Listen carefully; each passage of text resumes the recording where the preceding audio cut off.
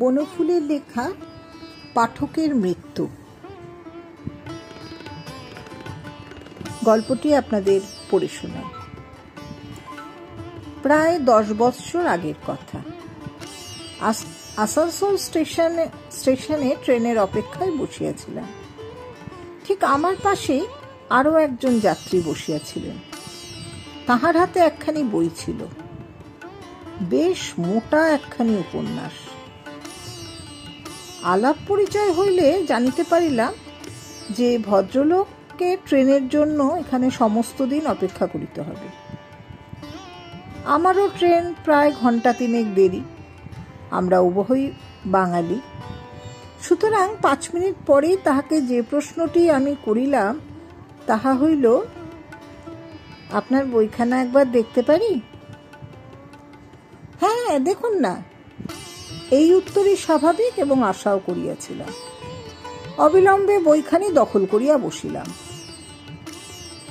দুঃসহ গ্রীষ্মের দারুণ দ্বীপ্রহর।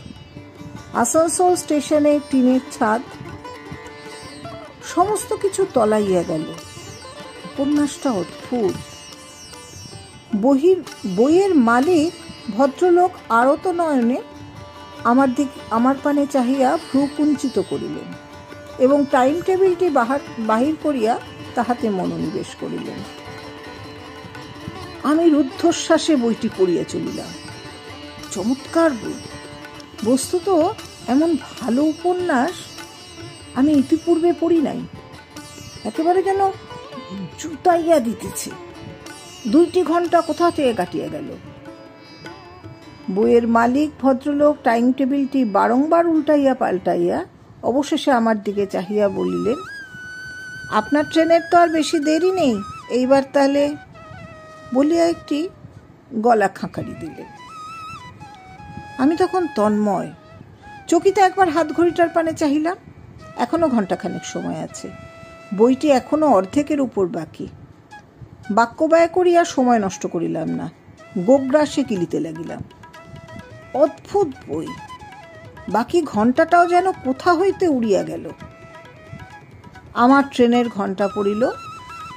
বইয়ের তখন অনেক পৃষ্ঠা বাকি। বলিলাম, নেক্সট ট্রেনটাতে যাব, আমি বইটা শেষ করিনি। বইয়ের মালিক কাশিয়া নির্বাক হইয়া তাকাইলেন। আমার ট্রেনটা চলিয়া গেল।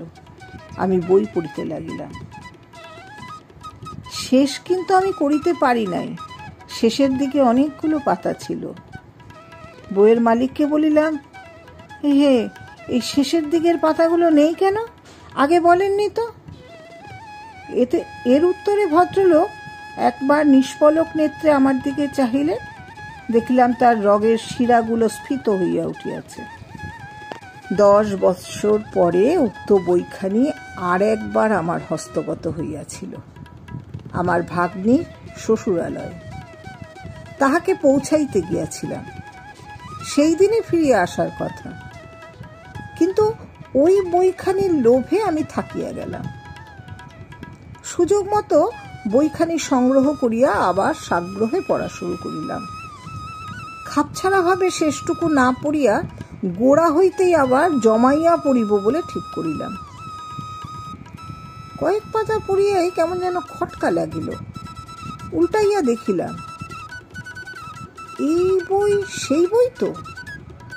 আবার কয়েক পাতা অগ্রসর হইলাম। না, কেমন যেন গোলমেলে ঠেকছে। তবু বইটা আমি পড়িতে লাগিলাম। কিছুক্ষণ পর মনে হইল, না, এ তো আর চলে না। এ কি সেই বই যাহা আমি আসানসোল স্টেশনে দারুণ গ্রীষ্মের দ্বীপ্রহরে ঊর্ধ্বশ্বাসে তন্ময় হইয়া পড়িয়াছিলাম? এমন রাবিশ মানুষের লেখে? এ শেষ করা তো অসম্ভব।